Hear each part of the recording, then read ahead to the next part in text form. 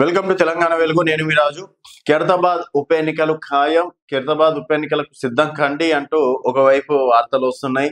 So ఇదే వేళ ఇప్పుడు దాదాపుగా 9 మంది పరిస్థితి ఏ విధంగా ఉన్నా లేకున్నా ఇక్కడ దానం నాగేందర్‌కి మాత్రం డెఫినిట్‌గా తను బీఫామ్ మీద ఎంపీగా పోటీ చేశారు కాబట్టి సో సాక్ష్యాధారాలు చూపించకపోయినా పర్లేదు.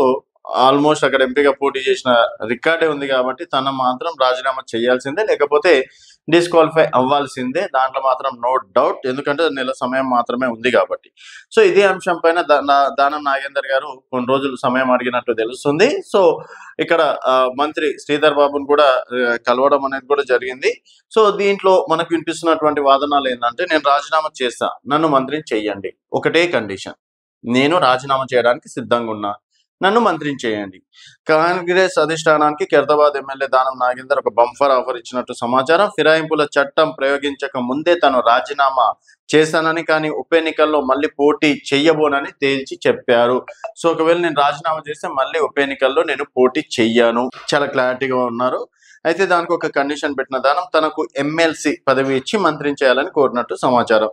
అజారుద్దీన్ కి ఇచ్చినట్టే తనకు కూడా ఎమ్మెల్సీ కోటాలో మంత్రి పదవి ఇవ్వాలని ప్రపోజల్ పెట్టిన దానం నాగేందర్ ఖైరతాబాద్ లో బీఆర్ఎస్ టికెట్ పై గెలిచి పార్టీకి రాజీనామా చేయకుండా కాంగ్రెస్ టికెట్ పై ఎంపీ ఎన్నికల్లో పోటీ చేసిన దానం నాగేందర్ పై ఫిరాయింపుల నిరోధక చట్టం కింద తప్పకుండా వేటు పడడంతో కంగారులో దానం.